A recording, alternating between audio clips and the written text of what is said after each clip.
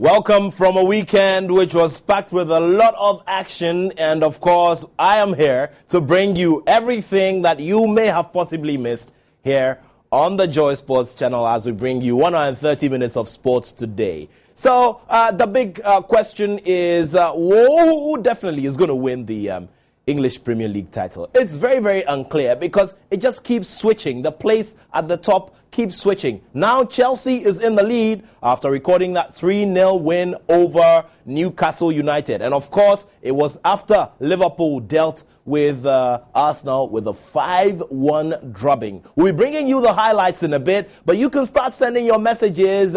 Place your comments on my Facebook wall. It's Nathaniel, Attoh, Citizen Attoh, as we talk about, how competitive the English Premier League season has been so far and who you think will possibly win the title. Right now, it's very unclear because 1 minute it's Liverpool, the next minute it's Arsenal, now it's Chelsea. Also, goalkeeper Attoh has recorded his debut performance for Orlando Pirates. This was after goalkeeper Senzo Mayiwa was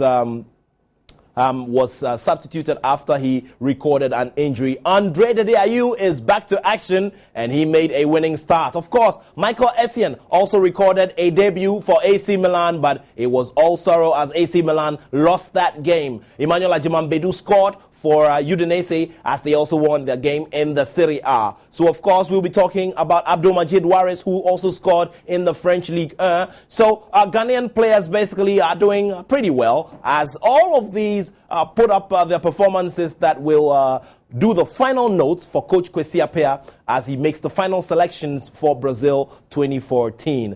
The Winter Olympics are underway in Sochi. Some names and faces are dominating already. We'll be bringing you an update on all of that. Serena Williams is injured and she had to withdraw out of a tournament because of a back injury. So there is more. And of course, 4 Ghanaian clubs. I'm talking about Kumasi Asante Kotoko, Mediama SC, Chelsea of Brekum, and of course, Ebuswan Dwarfs all had winning starts to their respective African campaigns, their respective competitions in the CAF competitions. And of course, this is a very, very good stuff for Ghana. I'll be bringing you an update on all of these as well. So there's every reason to stay here on Sports Today. The newspapers are ready. Of course, the bout between Bukom Banku and Ayite Powers here on the local scene in Ghana is been rescheduled, and it will happen on April 18 instead of April 28. So 1 week forward, and this bout will be happening on April 18 at the same venue, the Accra Sports Stadium. So all of these and more right here on the show. The reason why you have to stay right here with us. Don't touch that remote control. This is Sports Today, and it's only here on the Joy Sports channel on Multi TV. If you want to send a text message, remember the short code is 1760. 1760 it is. You stay right there.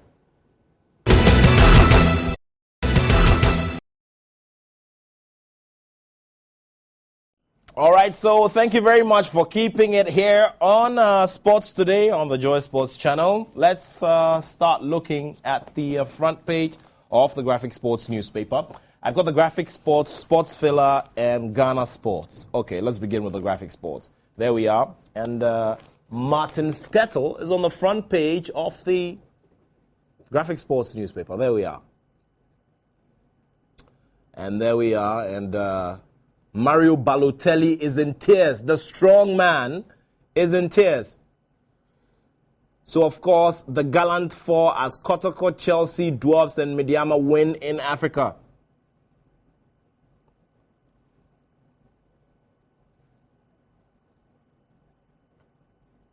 And there we are, Banku Powers here at last. So that bout has been rescheduled, and that's me in the center. Okay, that's interesting.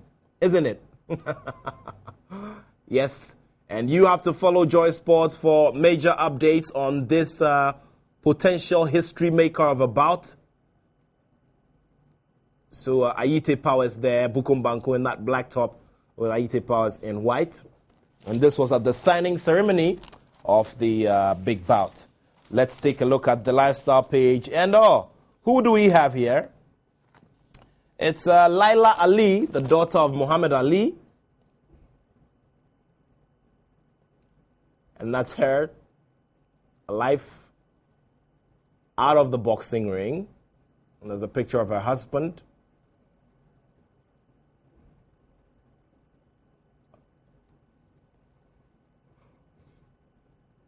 And their son as well.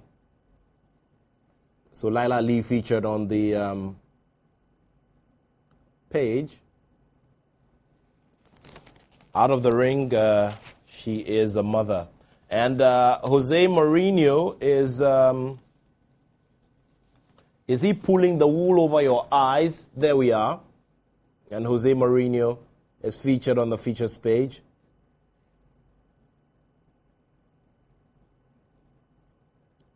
And on the home news page, there's a little survey, and this penalty jinx is something that is being addressed. Some views are being sought there. Remember that recently the local Black Stars lost in a pulsating penalty shootout, a drama-filled one at that. And lost out on the CHAN title to Libya. Let's now go to the international news page, which has Andre Didiayew returning to action. And of course, Pacquiao says the nice good days are over.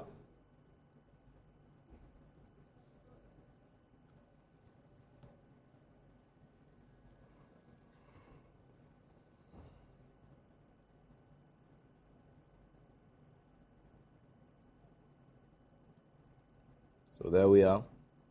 So Serena Williams is also out of the Qatar Open because of a back injury.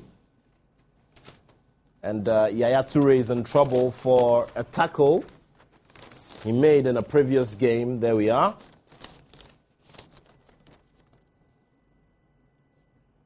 So he could just get a few matches off the pitch eventually. And Mario Balotelli couldn't help it but shed tears as AC Milan lost by 3-1 to Napoli in the Italian Serie A. Let's also throw focus on the Sports Villa newspaper, which says Mourinho wary of Drogba return. There we are. And Coach J.E. Sapong is urging Mohamed Polo to quit Accra Hearts of Oak. What will be the reasons? You take a check in the newspaper, in the inner pages of the newspaper. There we are. In the Eurozone, there is action from Europe. Of course, Chelsea winning by 3-0. And of course, Liverpool beating Arsenal by 5-1. We are living in very, very interesting times, if you ask me. Let's also get into the Ghana Sports newspaper. And Stars player caught ordeal. He demands DNA of kids after the wife hides them for 6 years.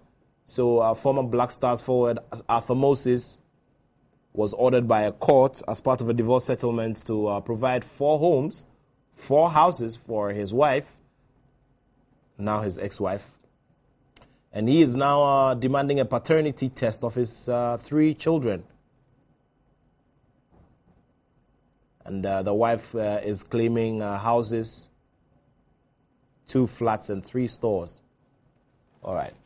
And this comes months after former World Juvenile Player of the Year, Odate Lamte, had to do a paternity test and discover that all children in his marriage with his ex-wife Gloria were not his. Let's now go into the center spread. And there we have the man, Kevin Prince Boateng, the strong man of Schalke 04, featured there in the center spread. All right, so that's it for the Ghana Sports newspaper. So you send in your messages. Remember, you can get on my Facebook wall as Nathaniel Attoh, Citizen Attoh, as we get into the details of the stories we have for you today. And let's first of all begin with the English Premier League, where there was a lot of drama. Eventually, Chelsea managed to jump to the top of the table. The other score lines, did you see that goal by Emmanuel Adebayo? Well, that ensured a 1-0 win over Everton for Tottenham Hotspur.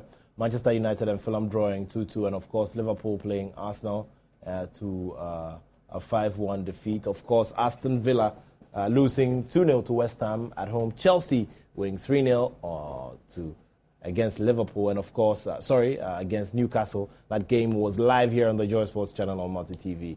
Now, Crystal Palace beat West Bromwich Albion 3-1, and Manchester City and Norwich drew goalless, and of course, Southampton and Stoke City drew 2-2. Hull City beat Sunderland away by 2-0, and Swansea beat Cardiff by 3-0. Well, so that's the table. Very, very slim and very, very close. After 25 games, it's 56 points, and Arsenal follow in 55, while Manchester City follow in 54. Liverpool have 50 now, and Tottenham Hotspur follow. So this is how it's going to be. We're just expecting that it becomes a very, very interesting season, the rest of the season.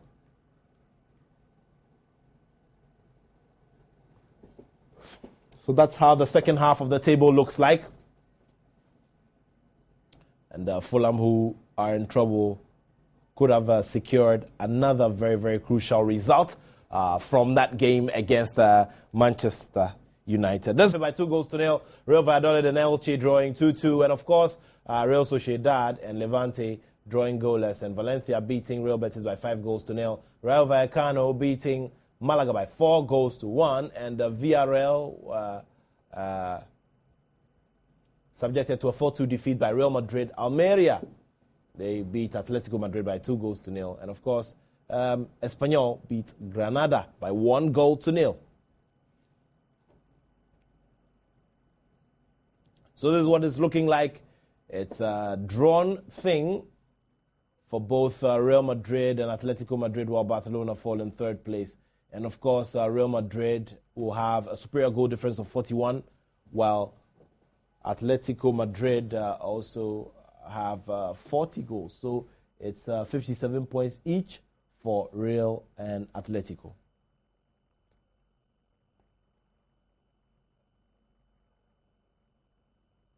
All right, so there we are. Levante, Celta Vigo, Elche, Getafe, Osasuna, Almeria, Malaga, and of course Granada and Valladolid.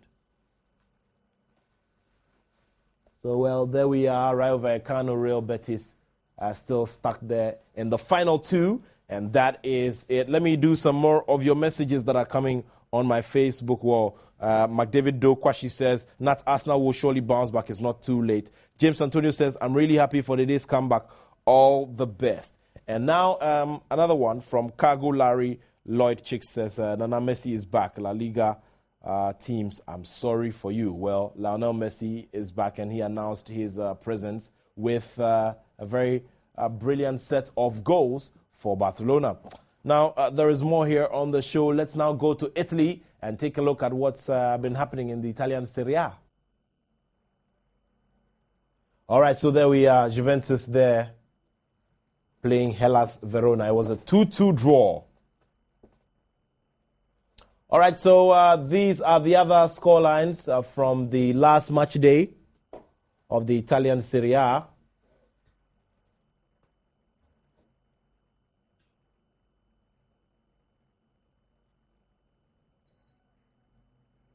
All right, so this is the table. And it's interesting that Juventus have a 9-point lead and a 4-goal advantage on the top of the Serie A table. AS Roma, Napoli, Fiorentina, Hellas Verona, Inter Milan, and of course Parma and Torino and Lazio. So there it is, the other part of the Serie A table. Genoa, AC Milan, Sampdoria, Atalanta, Udinese, Cagliari, Bologna, and of course Chievo Verona and Sassuolo. Two more teams to go, and it's Livorno and Catania. And Livorno and Catania have a lot of trouble to deal with.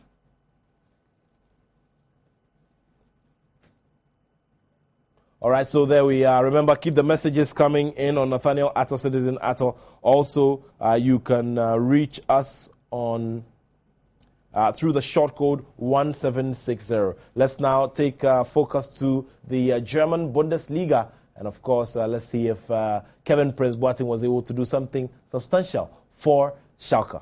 At the top, and these are the other results. Augsburg beating Stuttgart by 4-1. Schalke beating Hannover 96 by 2-0. And Frankfurt, they recorded one of the biggest results in recent times. And, of course, Braunschweig will fall 3-0 to them. Bayern Munich going away to Nuremberg and winning by 2-0. And Borussia Dortmund's 5-1 drubbing of Werder Bremen is also still fresh. Hertha Berlin beat Hamburg by 3-0. All right, so there we are. Bayern Munich, who are now top of the table, and of course,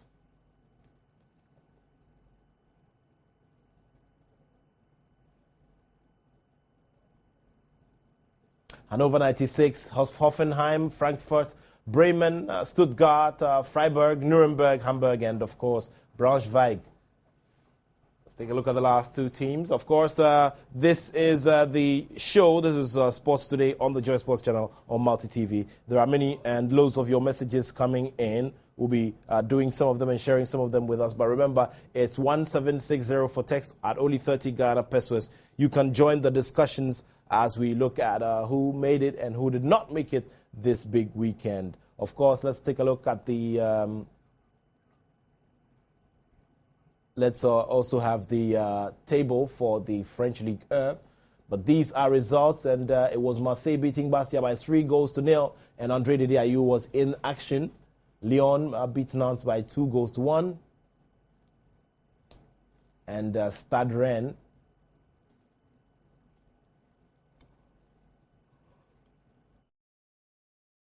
3-1 to Ajaccio. Guingamp losing at home to Stade Reims. It was a 2-1 win for Stade Reims. And Lille beat Sochaux by 2-0, while Montpellier and Evian Toron Gaillard drew 1-1. Valenciennes beat Nice by 2-1. And Toulouse and Saint-Etienne drew goalless.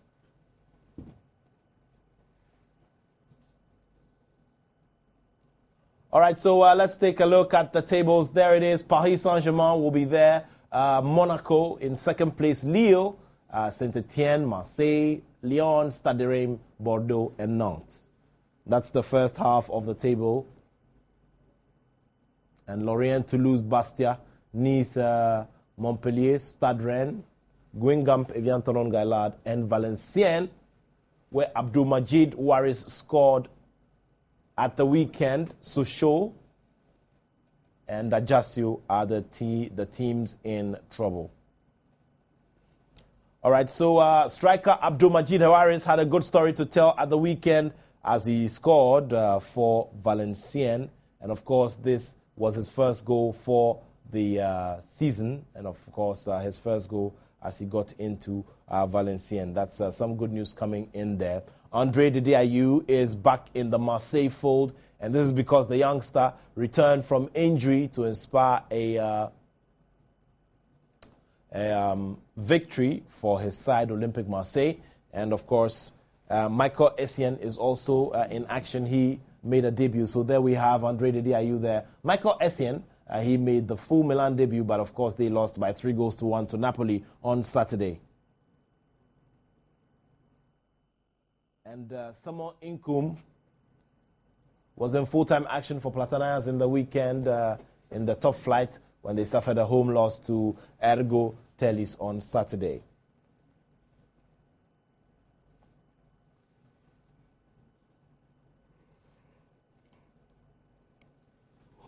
Let's also talk about Ghanaian winger Frank Achampong, who will be out for a month after picking up an ankle injury earlier in the week. So Frank Achampong will not be in action after an ankle injury he sustained.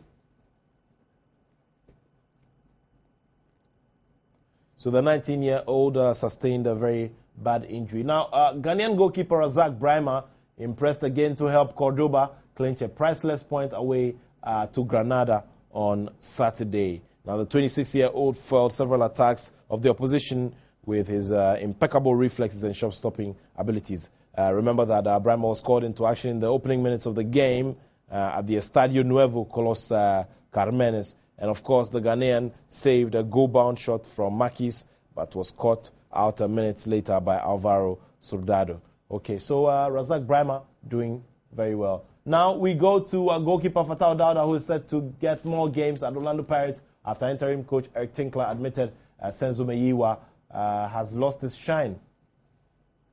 And remember that goalkeeper Fatau Dauda, he was able to play his first competitive game for Orlando Pirates as Senzo Meyiwa recorded an unfortunate injury there. And the man, Rashid Sumaila, he returned to first-team action for Mamelodi Sundowns in their 1-0 win over Orlando Pirates last Saturday. And the ex-Asante Kotoko centre-back came in the dying minutes to provide an extra defensive shield for Pitsu Mosimani's side, who saw out an attacking onslaught from the Buccaneers to clinch all 3 points.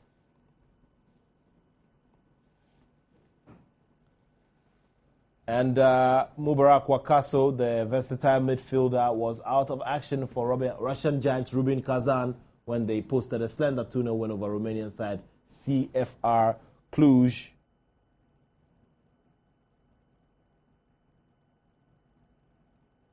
All right, so there it is. The man, Mubarak Wakaso, remember he lost his son, a very, very tragic one indeed, and he was not in action in that one. Okay, so let's take a look at what Black Stars coach Coach Appiah has been saying on the Stars, the Black Stars at the FIFA World Cup, as well as what happened at the Championship of African Nations where Ghana won silver. From my assessment, the performance has been really good. All the countries that participated are doing very well. I never expected that, but I'm so much impressed with the standard. Even though what you can assess from other countries is most of them brought their first team, unlike ours, where we have some professionals in our first Black Stars team. With this, we brought only locals, without professionals. And if you look at the crop of our senior team, many of them are actually in Europe.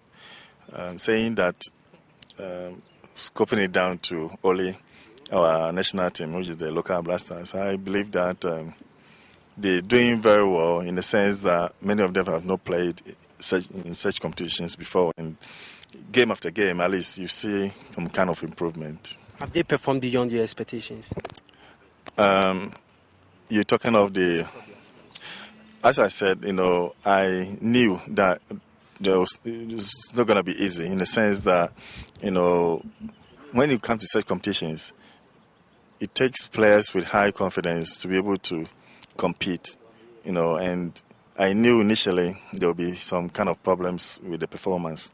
But while we kept, encouraging them that they need to raise their game, and as you can see, each and every game, there's some kind of improvement. I'm sure, since you're saying that most of these players have impressed you so far in this tournament, then I'm sure you spotted some for the proper Black Stars ahead of the World Cup. I've always said that, my doors are open to any Ghanaian. I don't want to, jump to any conclusions that, this particular player will be in the team. I will keep monitoring them. I don't believe in assessing players out of just 2 or 3 games. It's important that you keep an eye on them and see whether they can be of help. I mean, from now to May, where I need to make my final team, I believe got some time now. So I'll still keep an eye on them and see how it goes. I think it's a good thing because some of these players were in their various clubs and they were not having playing time. So if you think your movement will help you to get more playing time, in the first place, to help the players, and I believe that it will help the nation as well. For me personally, I think it's a very good step. We pray that they will all perform very well in their new clubs, so that from now till May, they'll be in top shape. How are things going? Yeah, I mean, just after the balloting, we did put a lot of things in place. We had several meetings as to who I'm going to choose to do the scouting and those who will be working on the ground, for us. And all these guys are doing very well now. They bring in very good reports. And we keep doing that until, we go to Brazil. Is it likely you can let us know some of the people that are scouting for you? Sometimes I get surprised, when people even bring out names. It's about Ghana. And Ghana, when you talk of scout is someone like a spy. I believe that we all need to play a part in keeping these things very secret. It's not, I don't see why we should expose people who are working for us. America has got their CIA. There's no way Americans will show their guys, who are going to other countries.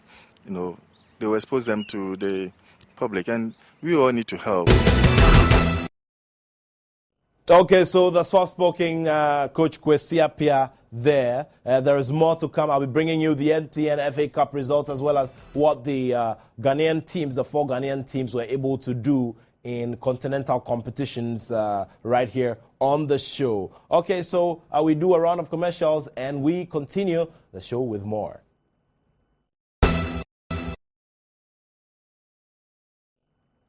All right, let's take you through the MTN FA Cup and who won and who lost in last weekend's round of matches. All right, so the MTN FA Cup is on. Bichim United beating Dolphins by 2-1. Hazak is beating Liberty Professionals by 2-0. Inter Allies, they beat Nania FC by 2-1. Acquah United, they lost 3-2 to Edubiasi. And Red Lions FC, they lost to Feyenoord Academy, while Mighty Jets beat Boga All Stars by 1-0. Metro Stars beat Tema United 2-1. And, of course, Ukwewu United beat Sampa United 3-2. Okay, so Asante Kotoko survived the home scare to win against Barak Young Boys of Liberia.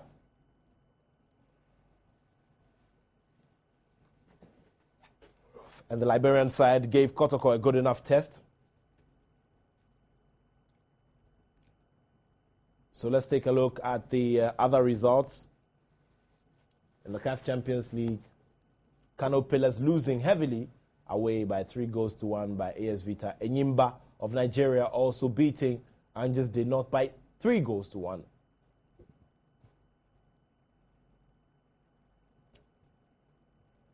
So these are the results. Supersport United beat Gaborone United by 2-0. FC Munana beat Deportivo da Huila by 3-1. Giraffe Ebusondros beat ASC Giraffe by 1-0.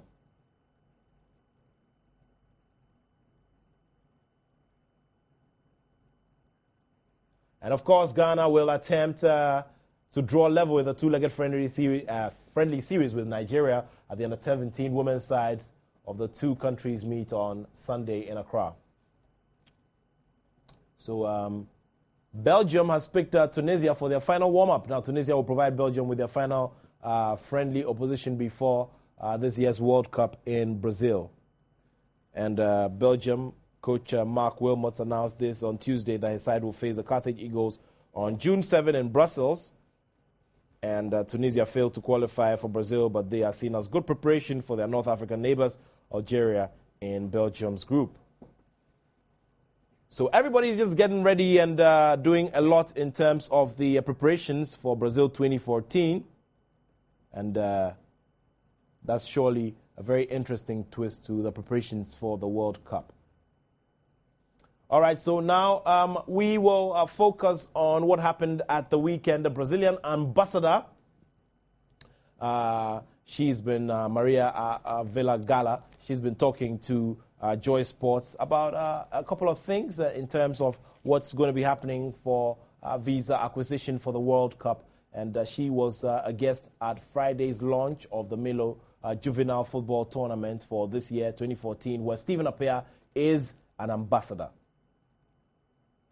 Yes, we are. I've just mentioned that in terms of the security, we have really put in place a very strong scheme. And in terms of, for instance, things that people don't mention, we have trained almost 1 million people to do something in English, because in terms of language, we are not like Ghanaians. We are very poor. We just speak Portuguese. So it's necessary to have more people speaking English to respond to the need. So this is also something important, because we are improving our capacities to receive the tourism. And I think the stadiums, FIFA has been in Brazil. There is one stadium that they are still concerned, but all the others are already accepted and will be in place, will be, let's say, functional. And the other one, we believe it's also going, with all the efforts, it's going to be also open for the events. But the places where Ghana is going to play, they are very good. I think the supporters, local supporters, will be very much in favor of Ghana, because Ghana is going to play in the northeast of Brazil, where the majority of our population is from African origin. And so it's natural that they will be very fond of the Black Stars. You've issued an ultimatum that before you can get your visa, you need to get a match ticket. It's going to be very difficult to get a match ticket, you know that. What if someone walks into the embassy and wants to go to Brazil just to enjoy the atmosphere without necessarily going to watch the games? Would you issue a visa? Okay. For those who want to go without a ticket, they will have to go through the normal process of a tourist visa. And I suggest they go as soon as possible from the beginning of March. The visa is valid 90 days, because due to the law that is signed with the FIFA, when the visas for the World Cup come to the embassy, they will have preference. So whenever I have the situation that I will have one visa for the World Cup and just the tourist visa, normal one, I will have to attend the one that's for the World Cup with the tickets. And it's not an ultimatum. Let's make it clear. It's just what it's going to happen in every country. In every country, it's like that. And of course, if we are asking for the tickets, it's because everybody is able to get its ticket in time to get the visas. We know that today is the last day. If somebody is watching me today, 7th of February, today is the last day for people to go online to the FIFA website and apply or ask for a ticket. And the tickets will be, the final information about the tickets will be up to the 11th of March. So when you have the information that you got your ticket up from until the 11th of March, there is plenty of time to go to the embassy. You don't have to go in May. You can start going in March or late April. So that's what I really ask people to be to understand, that it's not an ultimatum. It's just the way it is everywhere. There are no exceptions, because there are 23 countries going to Brazil. And so you... 32? Well, I thought it was... No, so it's 31. 31. Okay, because...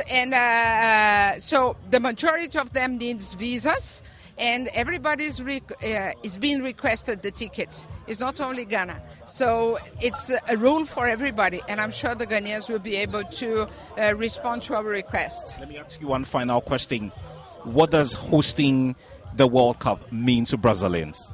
It means, first of all, that we have performed in both social and economic platforms to have a decade of sports, because over 10 years, Brazil has received the Confederations Cup, the World Military Games. It's going to receive the World Cup, and it's going to receive the Olympic Games. So what is very important is that Brazilians recognize that we can be in the same level of other countries that have already had the opportunity to host all these events together. And we are sure we are going to be able to do that. And for the self-esteem of my country, my fellow countrymen and women, this is very important. We are sure that we are going to do well.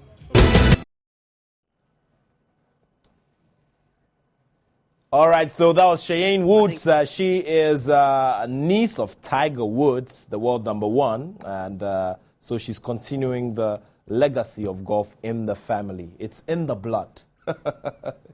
All right, so let's do some juvenile football now. And Cotobabi 5, they won the Omo Fantastic 5 football event that took place on Friday at the Accra Stadium. It has been a great success, in terms of the event itself. As you know, the whole process started from June of last year, and this was the culmination of it.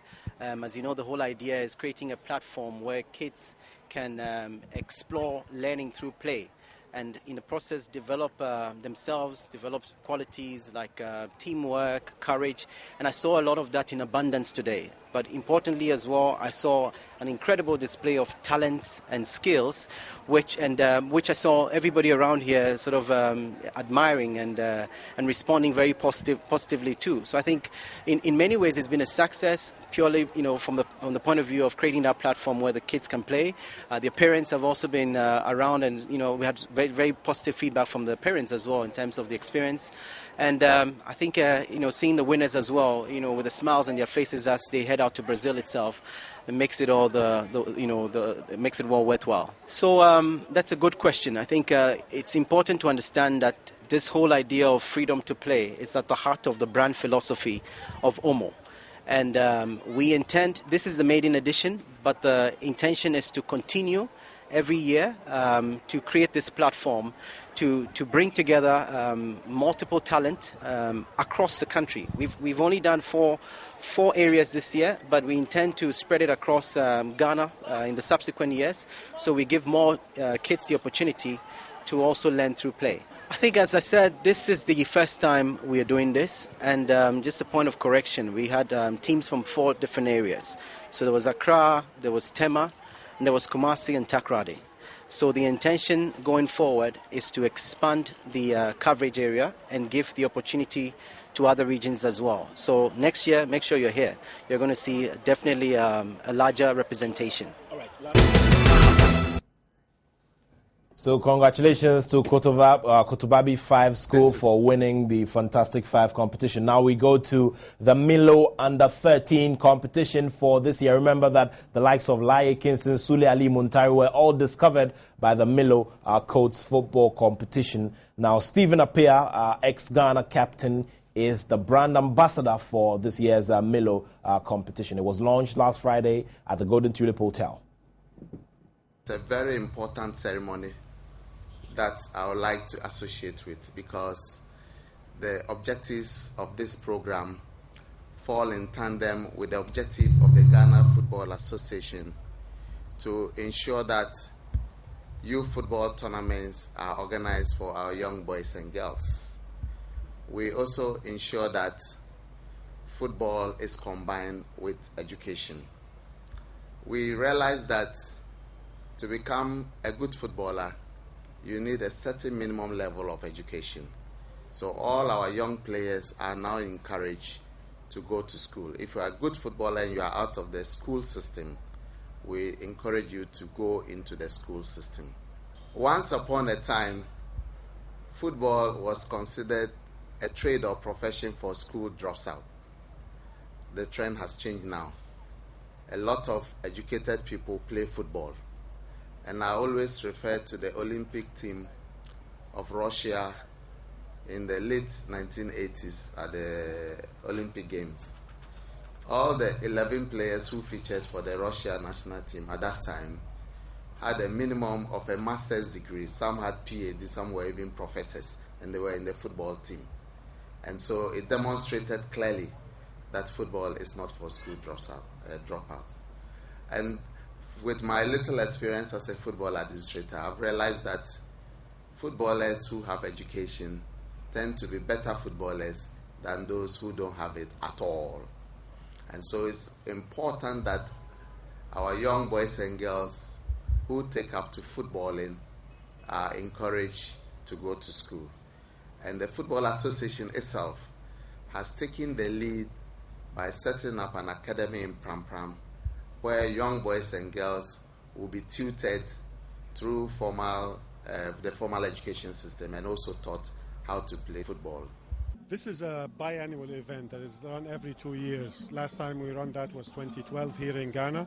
So it's an effort by Nestle to develop grassroots sports across where Milo exists in Africa. You're collaborating with the Ghana Education Service to do this. Why are you collaborating with them?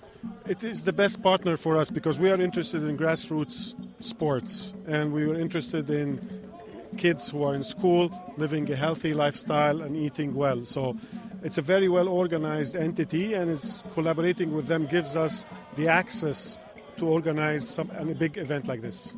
Your drink is one for future champions. Are we likely to see the best products come out of this particular event? Absolutely, and we've proven that as per today's documentary, all these great talents from the Ghanaian football that have developed through programs like this, and we're proud to be associated with those champions. So that's the man, Stephen Appiah. We'll be hearing some more from him on the Milo Under-13 Juvenile Football Tournament, where stars will surely be discovered. And right now, I'd like us to go through what happened on Saturday, the fitness event, the Joy FM Big Workout, which happened at the car park of the Accra Sports Stadium. And it was a good turnout. Many people came in, and it was very, very beneficial in terms of the exercising and all. And a lot of people just had fun. Let's take a look at what happened.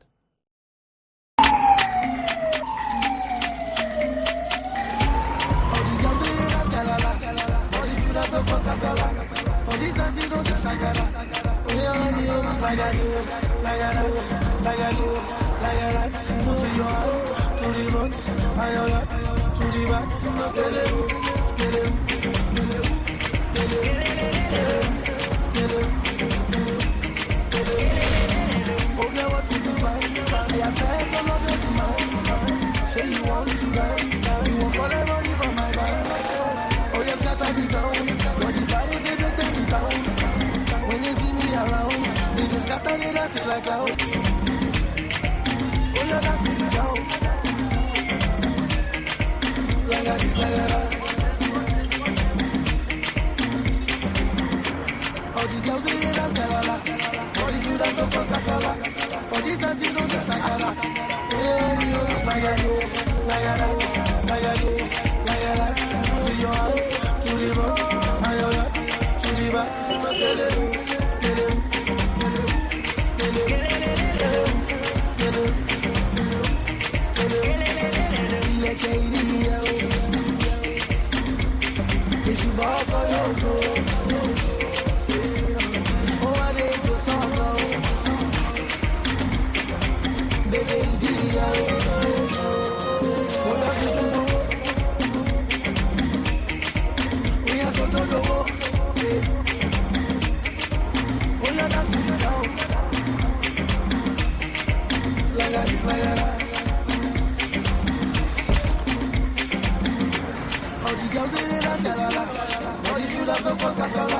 For this dance you don't do shakara.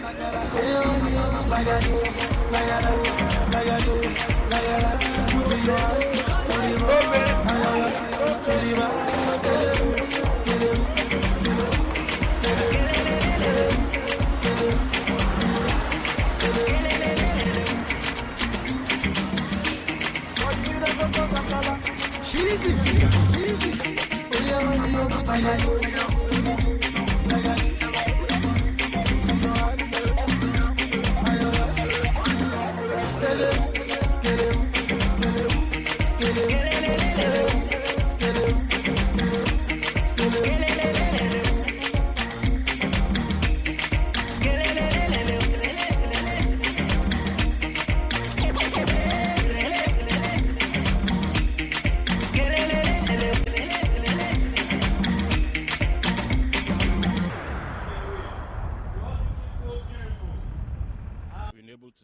ourselves, work out, burn a little fat. Though I wasn't here from the beginning, but the little that I was able to do, I find it to be good for the body and for the mindset as well. I enjoyed it. I just felt the walking pace we started a bit too fast. So I think if the pace is a bit slower and you build up the pace, it gives you more stamina to walk. But it was good, and I really enjoyed the aerobics. I missed the brass band. The first time I did a brass band. Right. I missed one, but this is great. It was great. I can't complain. It's been a while since I had this much fun exercising, and I I think I've stretched enough. I'm ready for anything ahead. So this was what you missed on Saturday. Don't worry, we're going to do that once every quarter. There's demand for it to come once every month. We'll see about that. But right now, it's time to leave you. I remember that later in the day, George Attoh Jr. will bring you the football show. And also, I will bring you the moment of the day in a bit. Is an Eden Hazard goal from the weekend. But always remember to keep it here. The English Premier League is here on this channel. And, of course, there are more updates on Bukum Bankum versus Ayite Powers. Remember, Joy Sports is going to be an official partner for this big bout, which is now scheduled for April 18, 2014 at the Acquah Sports Stadium. All right, so thanks to the whole production team here at Joy Sports. I'll be back on Wednesday with some more. So, for now, it's the moment of the day. My name is Nathaniel Attoh, and I have love for sport. So the Belgian get his second goal of the match. It's opened up for Hazard, Attoh, and in Hazard, we have just seen something special. Perfection on a football pitch.